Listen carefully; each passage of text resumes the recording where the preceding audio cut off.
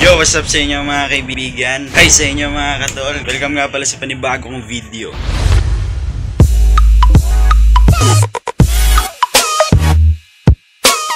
So ngayong araw na nga, tuturo ko sa inyo kung paano gumawa ng DIY muffler ng hindi gumagastos. Hindi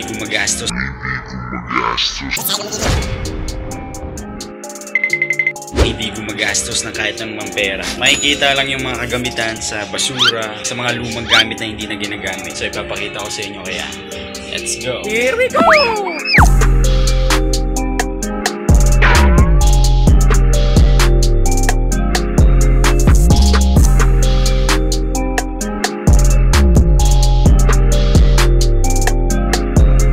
So ayun na nga guys, ito na nga yung motor natin. Wala po akong kahit anong tatanggalin dito sa motor o gagalawin, kundi yung natatanging tornilyo. Ito po, nag-iisang tornilyo na tatanggalin natin na pagkakabitan natin ng DIY muffler na gagawin natin. So syempre bago ang lahat, gagawin muna natin yung DIY muffler tapos kakabitan natin maya maya. Ayan, let's go.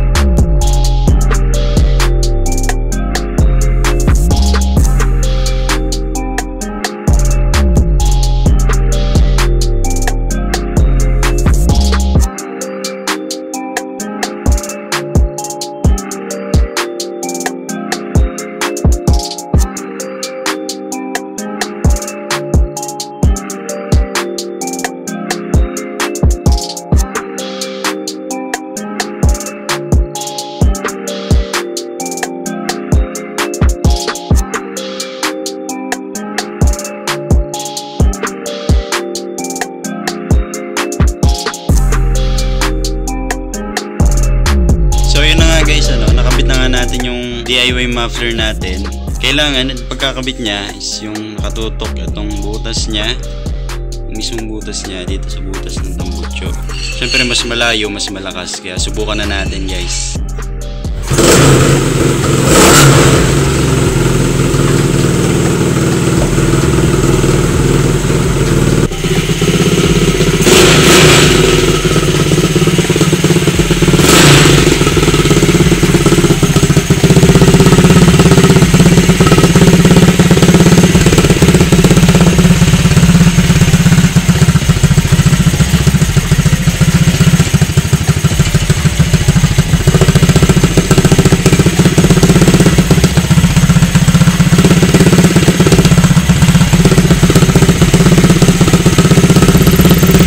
So yun na nga guys, tapos na nga natin gawin yung DIY muffler natin. Kitang-kita nyo sa kamay ko, maduming-madumi pa. So maraming salamat po sa inyong panonood. Sana may natutunan kayo sa video na to. Kung ano po yung masasabi nyo, may isasuggest nyo, please comment down below. And subscribe na rin po kayo sa channel ko para updated po kayo sa mga bagong video. So muli, maraming salamat po. Paul De Leon, see you in the next video.